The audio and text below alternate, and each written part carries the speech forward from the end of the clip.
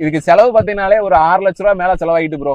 கையில இருந்து எல்லாத்தையுமே போட்டு தான் இந்த ப்ராஜெக்டே பினிஷ் பண்ணிட்டு உட்கார்ந்துட்டு இருக்கோம். ₹1 இல்ல எப்படி நம்ம ஆல் இந்தியா போறதுக்கு? ஏன்னா போகணும்னா கண்டிப்பா 1 லட்ச ரூபாய் தேவைப்படும். செலவே பண்ணட்டாலும் கையில கண்டிப்பா 1 லட்ச ரூபாய் இருக்கணும் ப்ரோ. டீசல் இருக்கு நமக்கு.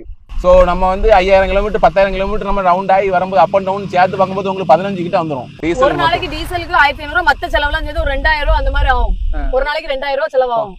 டெய்லி இப்படி ஆயிட்டு இருக்கு. ஆனா இப்போதைக்கு ப்ரொமோஷன்ஸ் கோஆபரேஷன் அந்த மாதிரி வச்சுதான் போயிட்டு இருக்கு. என்ன பிளான்? எதை நோக்கி பயணிச்சிட்டு இருக்கீங்க ப்ரோ? இப்போ நாங்க வந்து இந்த வேன் லைஃப்லயே வாழ்ந்து காட்டணும்.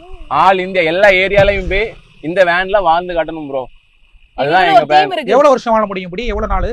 இப்போதைக்கு நாங்க 4 கணக்கு நாங்க முடிக்கணும்ங்கற ஐடியாவும் இப்போதைக்கு இல்ல. நாங்க வந்து இதான் எங்க ட்ரீம். இதான் இப்போதைக்கு எங்க ட்ரீம் இதான். இல்ல இப்போ இந்தியாவை முடிச்சா கூட அடுத்து எந்த நாட்டுக்கு போலாம்? வேன்லயே வாழ்றது தான் எங்களோட தீம். அடுத்து கொஞ்சம் பெரிய பெரிய வேனா மாத்துவோமே தவிர இந்த வேன் லைஃப் விட மாட்டோம். வேன்லயே தான் வாழ்வோம். அந்த மாதிரி மைண்ட் செட்ல தான் இருக்கும். வேன் லைஃப் பண்ணிட்டு இப்போ ஆல் இந்தியா முடிஞ்சிட்டு அப்படினா இத முடிஞ்சு தூக்கி போட்டு போற கதை கிடையாது. வேற வேலைய பார்த்துட்டு போறோம் அப்படிலாம் இல்ல. வேன்லயே வாழணும். நாங்க வேன்லயே வாழணும் அப்படி இந்த லைஃப் முடியற வரைக்கும் வேன்லயே வாழணும். தமிழ்நாட்டுல சர்க்கிள் அங்க ரவுண்ட் அடிச்சிட்டு வந்துட்டு இருக்கோம். சோ ஒவ்வொரு ஸ்டேட்டுக்கு இது மாதிரி போவீங்களா? கண்டிப்பா ப்ரோ. ஒவ்வொரு இடம் சுத்தி பாப்பீங்களா இல்ல ரவுண்ட்ஸ் தானா?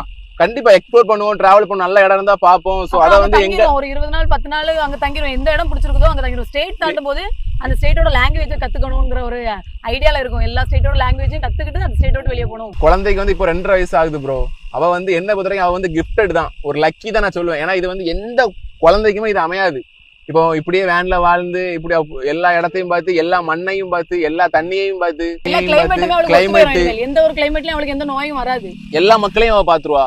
எல்லாம் இவ்வளவு லாங்குவேஜ் இருக்கு, இவ்வளவு இந்த இடம் இவ்வளவு அழகா இருக்கா, இந்த இடம் இப்படி இருக்கா, அவ்வளவுதான். சோ இப்போ இவ்வளவு மக்கள் இப்படி இருக்காங்க, ஹியூமனிட்டி இப்படி இருக்கு. பொறவு அந்த வீடியோஸ் எங்களோட இந்த மெமரிஸ் எல்லாம் பாக்கும்போது நம்ம அந்த வயசுலயே அப்பா அம்மா கூட இந்த மாதிரி பண்ணிருக்கோம். இப்போ அவளோட 5 வயசு வரை நாங்க இந்த மாதிரி பண்ணுவோம். அதுக்கப்புறம் ஸ்கூல் சேர்க்கணும்ல, ஸ்கூல்ல சேர்த்து அதுக்கப்புறம் பாப்போம்.